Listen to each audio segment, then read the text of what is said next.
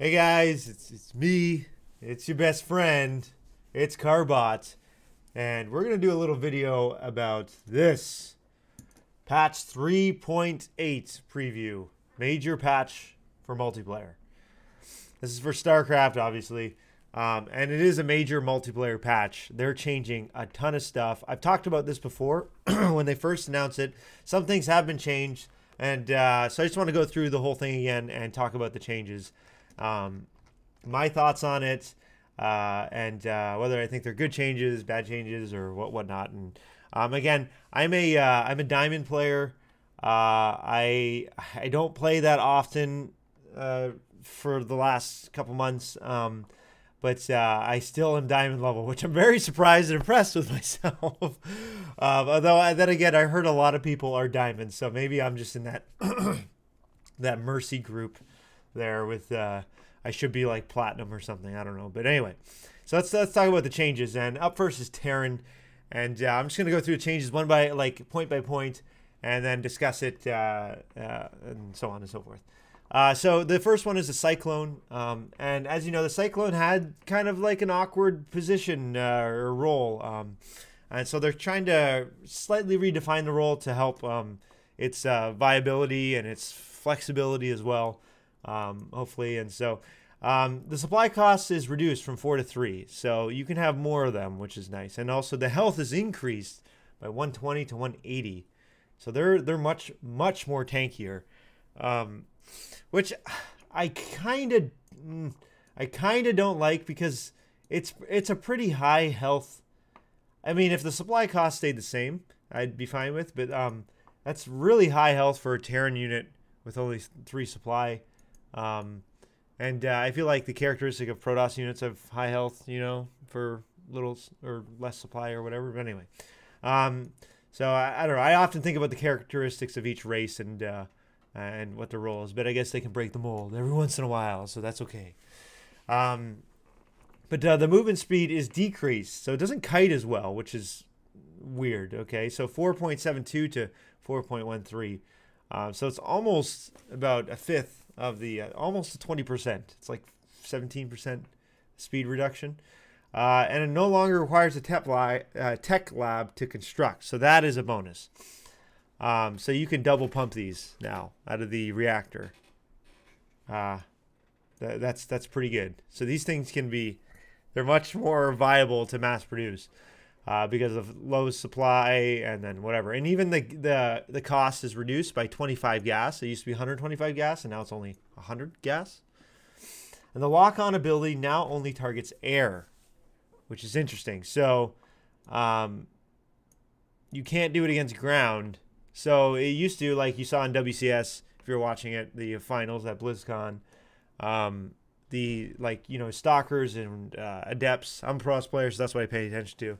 They'll get demolished by these things a lot of times if they don't have blink, if they can't catch it or get away from it, because they were pretty fast. Okay, but now they can't do that, and they don't travel as fast either. So, all right, so the basic attack can only hit ground, and then the lock-on ability can only hit air as well. So now we have a very kind of defined. Okay, the ability is for air, and its regular attack is for ground.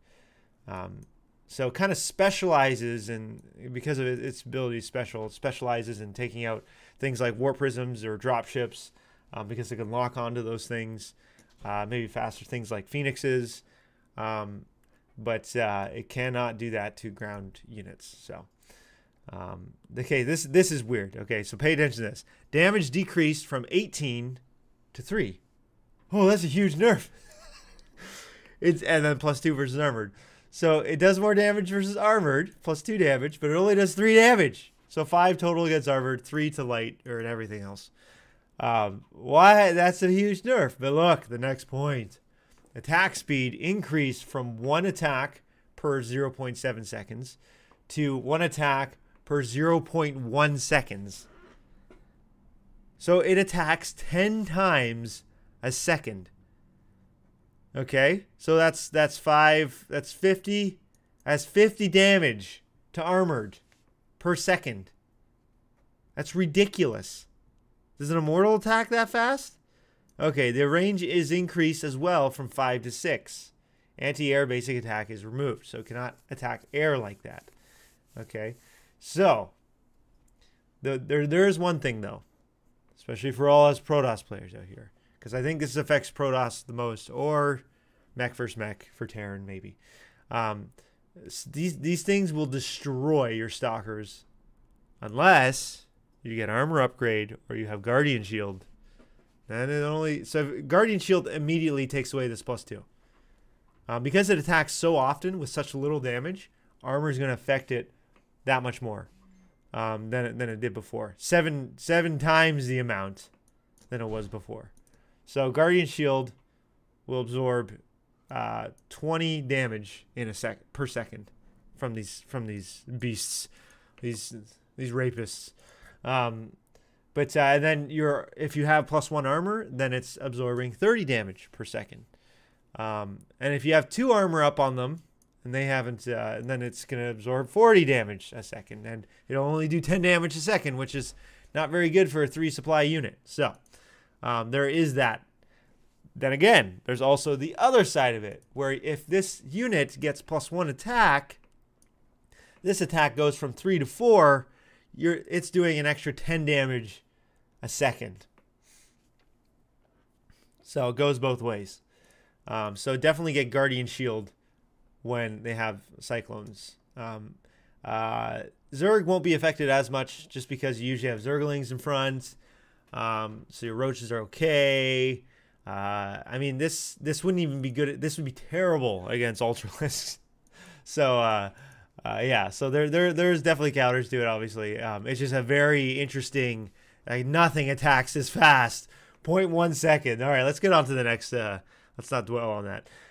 Next major changes: battlecruiser, siege tank. If you remember, siege tanks can no longer be lifted up by medevacs when in siege mode, but instead they do, instead of 35 plus 15 to armored damage, they do 40 damage plus 30 to armored. So that's 70. This is Brood War stuff.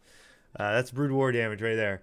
And then the attack speed is decreased from 1 attack per 2 seconds to 1 attack per 2.14 seconds. So a 7% decrease. Yeah, 7%. So a little bit slower. So because it's so much more powerful, the burst damage is freaking huge. The battlecruiser energy bar removed. Oh, sorry. Let me talk about siege tank for a second. I think this is good. I mean, the siege tank being able to be picked up, that was really cool. But at the same time, it was kind of weird because you see these little hand things here that are coming down. That's what happens when it goes in siege mode and it locks to the ground, because the cannon is so powerful that it would like push the siege tank back is the idea of it. Okay, that's why it sieges up like this, to make sure it doesn't move anywhere, because of how powerful the cannon is. And so a medevac coming along and just picking it up, ripping it off the ground, is like so now, and it's also fulfilling the fantasy of, oh, the cannon is so powerful. Look how much damage it's doing. 70 damage each time it shoots. So I think that it definitely characterizes it's putting it back into its role, instead of these mobile flying tanks that are flying everywhere and being dropped everywhere and blowing crap up. I know a lot of Terrans loved it, and it was really fun to play with. But this will be fun to watch them blow stuff up, I guess. Less micro, which is weird, because usually they're encouraging more micro. But I am okay with this, but it also sounds really scary, because Terran defense is already pretty strong, and this is, I mean, but they do have a counter. Like Protoss anyway has a counter to this. Zerg hasn't had as much problems with siege tank as Protoss has. They have Vipers to counter it, and the Tempest now counters it when we get to the Tempest, and we'll talk about that later. Battlecruiser, energy bar removed. Again, this makes it harder for Protoss. Again, I'm thinking Protoss most of the time. So I might be missing something with Zerg, which I don't think, because it doesn't affect Zerg, their energy, really. Not really, anyway. So the abilities no longer require energy. Instead, each ability has a 71-second cooldown. So the reason why it affects Protoss is because you can't feedback a battlecruiser anymore. Battlecruisers are tough. They have a lot high armor, and now they can use their warp jump, whatever it's called. Yeah, warp jump, and their Yamato cannon every 71 seconds. Both of them. So that actually makes them more viable. I'm okay with this because, you know, these things need to be battle cruisers and carriers. You know, you want to see those more. So this is what they're trying to do. They're trying to encourage other units to be used. We be more viable. So yeah, so that's okay. I want to see more battle cruisers. They're cool. I like them. They're the legit. Excuse me. Simple changes. Jeez, man. The Thor Javelin missile, it's AA attack, anti-air attack. The radius has been increased by 20%, which is they were trying to make them a little bit more viable. Which it does perform the role a little bit better because the Liberator plus light damage for its air attack is removed. So that means the Thor damage, its air attack is more relevant. It's more you know, you want to get it because Liberator no longer fulfills that role, not nearly as much anyway. So that's good, encouraging unit diversity. I like that. So I really do like these changes here, because they were kind of very similar, except the Liberator in a way was better because the Thor did high damage to ground, high single target damage to ground with an air splash attack. The Liberator, though it has to transform, does high single target damage to ground with an air anti-light air splash attack. So it's good. I think that was good. Good change. Banshee, remove fusion core requirement for hyperflight rotors. That's a speed upgrade. Sure. Okay. That's fine. I didn't see that much anyway, so I think that's a good change. Viking, don't like this. Don't like this. And I'll say why. Because it kills Protoss. No. Ground mode now has bonus damage to +8 versus mechanical damage. So it now just does an additional 8 damage to mechanical units when you're on the ground shooting with your Gatling guns. I don't like this. Sure, because you know, stalkers will die easier, but that's not a reason. I don't like this because it's I don't know, it's just weird. It doesn't. I like things to kind of make sense, and for a Gatling gun to do +8 to mechanical isn't making much sense to me. Why is it doing +8 damage to things that are mechanical?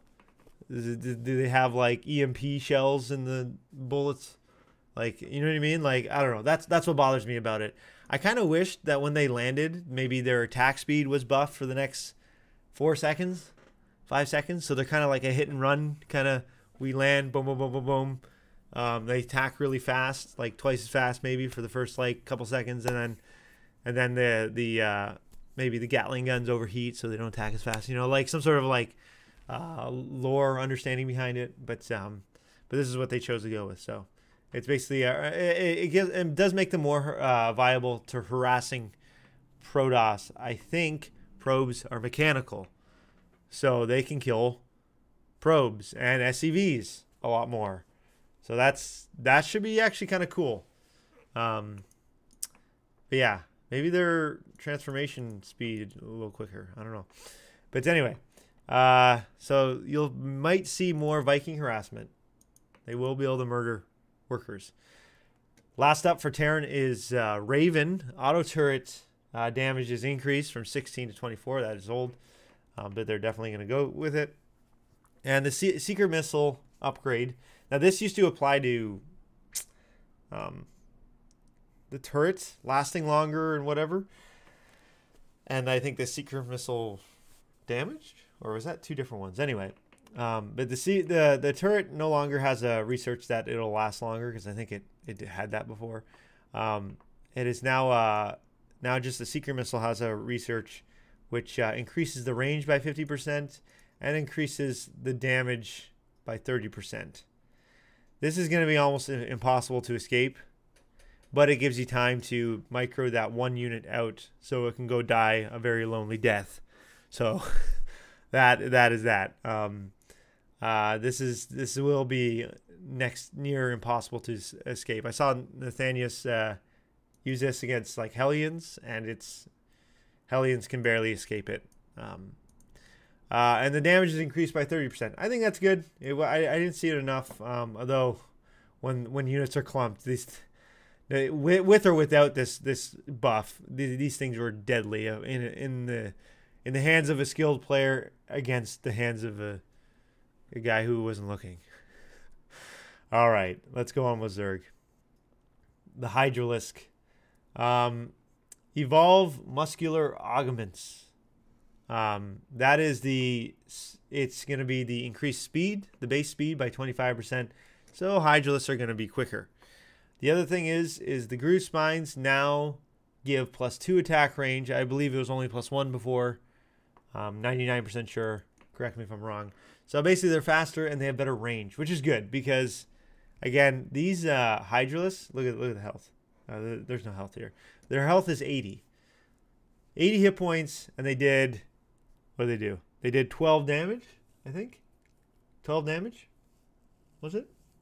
Or was it 16? Anyway, they basically were like 2 Marines. It was like the stats of 2 Marines. I think they even have the exact same attack speed as a Marine, without stim, of course. But a little bit less hit points. And they couldn't use stim and other stuff. So it's like the Hydralisk was worse than the Marine in most cases, except maybe when it came to splash. So this is good. Now they have 7 range, which definitely beats the Marine by 2. And they can move faster, like naturally, which is good too. They can also burrow and stuff. They have other stuff. I was just talking about like straight up stats.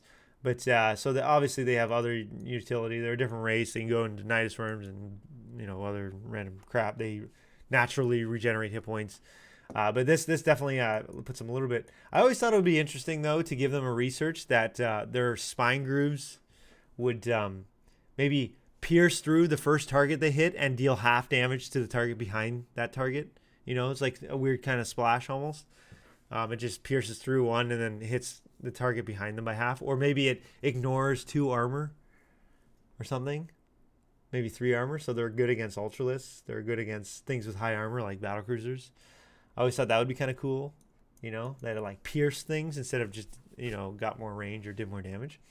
Anyway, that's my fantasy. All right, major changes with the Infestor and Swarm Host. Infestor can cast all abilities while burrowed.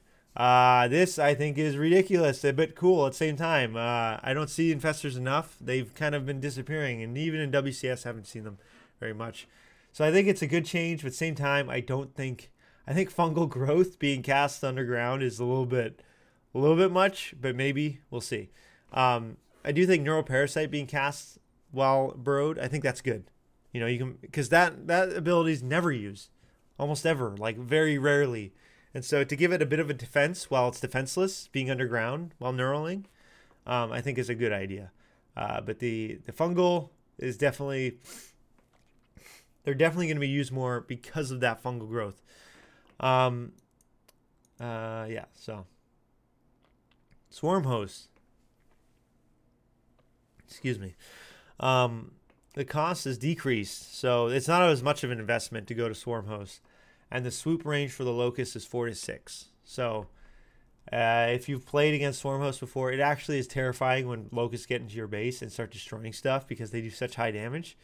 But you could easily defend it if you had turrets there or whatever. While they're flying around, you could kill them pretty quick if you had air or whatever to stop them from getting to the location. But now they swoop a little bit the distance. They swoop further. But the damage is decreased, which I'm really, really glad about because their damage was ridiculous. So it's decreased by about 8%. So it's not that much of a decrease, but they'll still be able to kill things really quick. It just won't be as horrifying if they get to your base and destroy your main base there. So much damage at times. And of course, simple changes with Baneling. The research for the hooks, that's the rolling, the speed boost, also gives them +10 hit points, which makes them a little bit better against Marines and stuff, splitting against them to explode.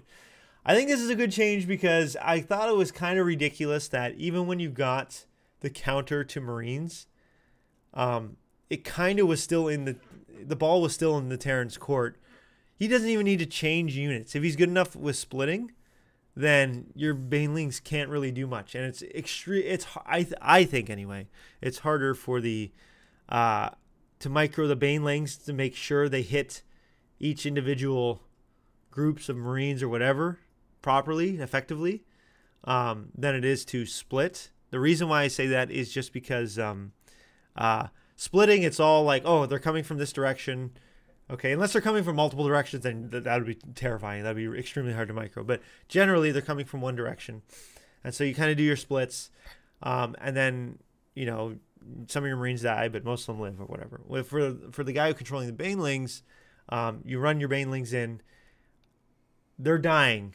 And you're trying to micro them, but they're constantly like being picked off. And also you have to react to the Terran's movements. And so you have to be mindful of that too. You almost have to predict his movements just to get a good hit off. A lot of times the banelings will only hit one Marine, which wastes the banelings, and all that stuff. So I do feel like it's harder. I don't play Terran. I don't play Zerg. That's just from watching it. And I always thought, oh, that must be so frustrating. You get the counter to Marines, and you still can't beat them. And that happens even a lot in pro games. So I always thought, so I do think that's a good change. Again, I don't play either races, so what do I know? But those are my thoughts on it. Broodlord range decreased from 11 to 10. Yeah, I have trouble with Broodlords, but I also don't see them that often, so I don't know. So they aren't as good. Slight little nerf. Ultralisk base armor increased from 1 to 2. But chitinous plating armor bonus is decreased from +4 to +2. I think that's what it originally was, +2. So they're a little bit better. Basically, you don't need chitinous plating for them to be good anymore. They're a little bit better without the research. And then they get a little better with the research. It's kind of just taking away the extreme of the unit and kind of evening it out a bit. All right, last but not least, my favorite race. The race that I play, Protoss, the Brotoss. Not as many changes here. So let's discuss them. New Tempest ability. Supply count increased from 4 to 6. So they're heavier. Ground attack damage increased from 30 to 35. That's nice, because now you can kill Zerglings in one hit. So I do like that. What else can you kill in one hit? Or 2 hits? I don't know. What has 70 hit points? Anyway. You could actually, with upgrades, you could kill Hydralisks in 2 hits. I believe, because they have 80 hit points. So, yeah, you could probably kill Hydralisks in 2 hits. Even with armor. Ground attack range decreased from 15 to 8. That is a huge nerf. That's almost half.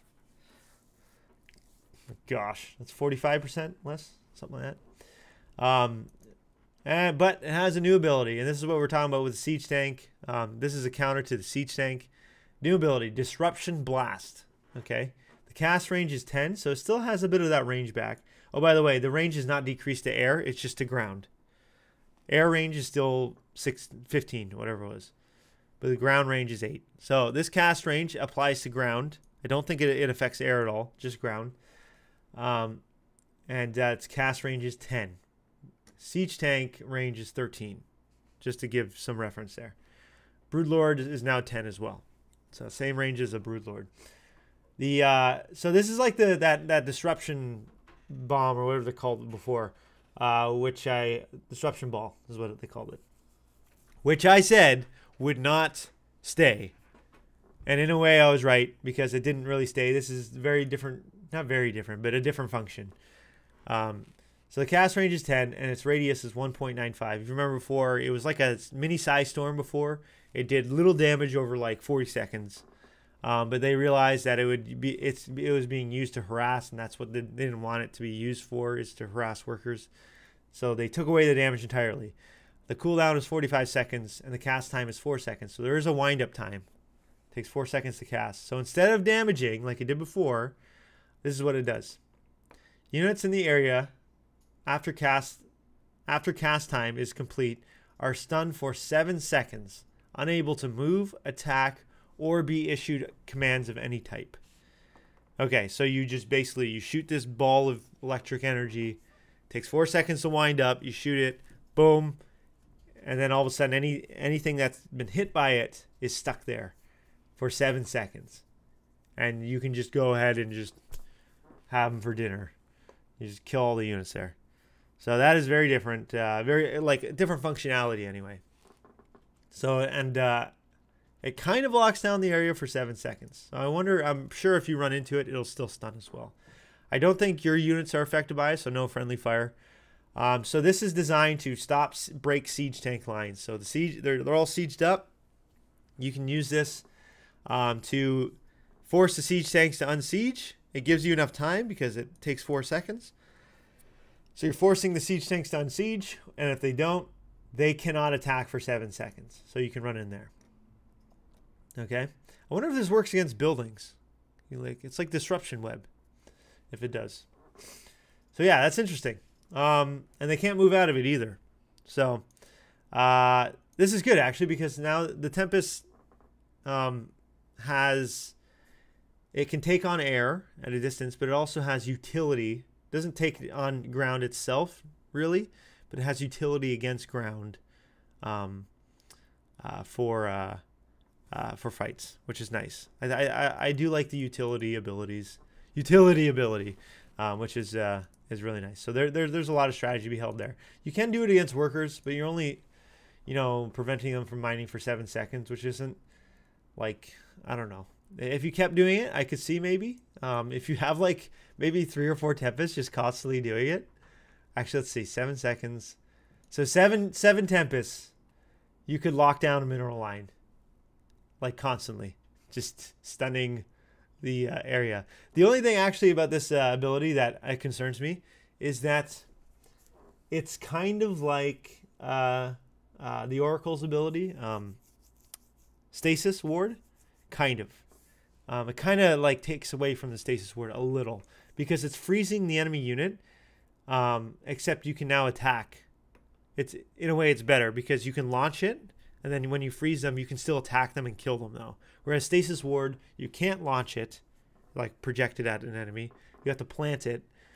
And then when they do get stunned by it, they can't be touched at all, but they do get stunned longer. And it also kind of gives you vision. So they kind of clash a tad, but not a ton. So I guess that's okay. It's actually kind of like it's like StarCraft 1 actually, Brood War. You had Maelstrom, which was like, it would freeze units in place, but you could still kill them. Versus Stasis Field, which the Arbiter had, and you would just freeze units, even your own units actually. You would just freeze them all, and nothing could touch them. They couldn't get hurt at all. So it's actually a little throwback there, I guess.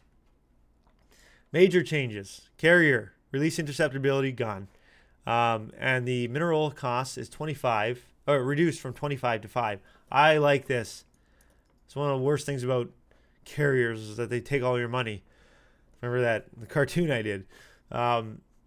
Build interceptor is now set to autocast. Thank you. Jeez, why would it not be? I guess because it costs so much minerals. But seriously, they're terrible with 4 interceptors. Obviously, you want to build 8 right away. Okay, and Dark Templar ability. This I'm okay with because it. Sorry, I have to go back to this release intercept thing.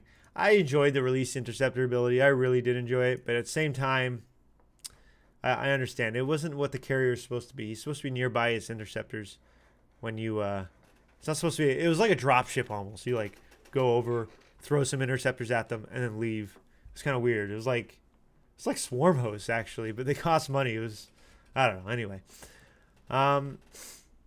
the Dark Templar new ability, Shadow Stride, they get a blink. They can blink. I feel this is going to be really bad for lower level players and not so bad for higher level players. So this I'm worried that, less skilled players are going to rage at.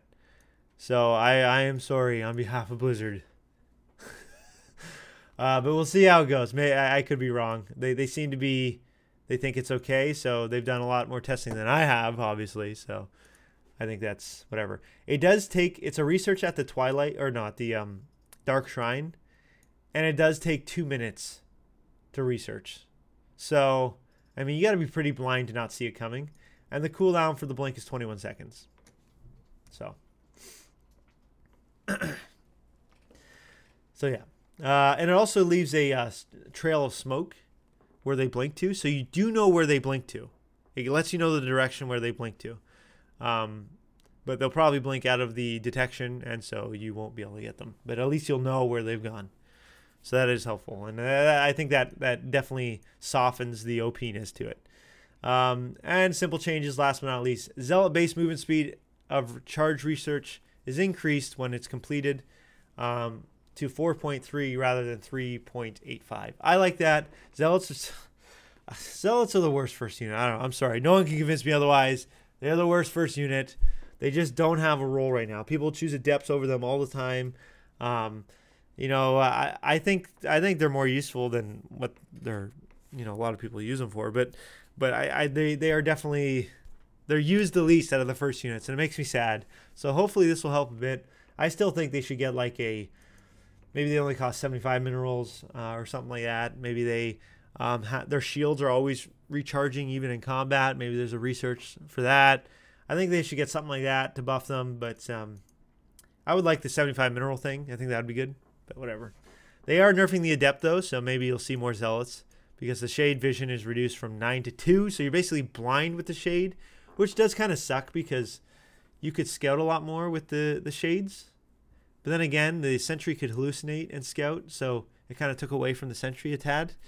So I guess that's okay. And the adept is used a lot anyway, so whatever.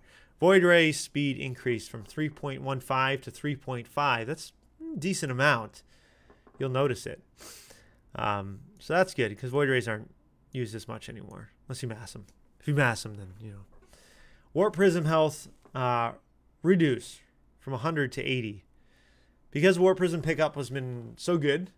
You can pick up from a distance.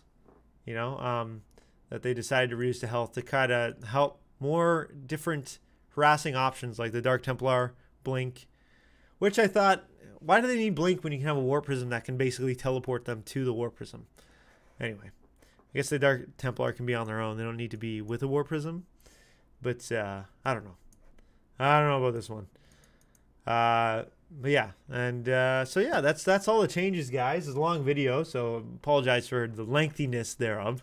But there's some big changes. So if you want to jump back into StarCraft and try out these changes, now is the time. Well, not now because it technically hasn't been released yet. I believe it's releasing on Tuesday.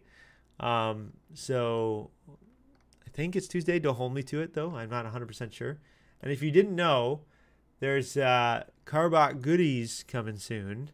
I was very honored that Blizzard asked me if I would like to do some more portraits and some sprays. If you don't know, your workers can spray stuff on the ground, troll people, and some emotes, or not emotes, icons, emoticons. Both those words together. So those are coming too, which I'm very excited. I hope they sell well. I hope you guys enjoy them enough to buy them. So those will be coming in 3.8 as well. Yeah, or at least in patch 3.8. Yeah, hope you guys enjoyed this video. Those are my thoughts on the changes, and plus a little bit of self promo here. Guys, I'm going to be hopefully playing a little more StarCraft in the near future.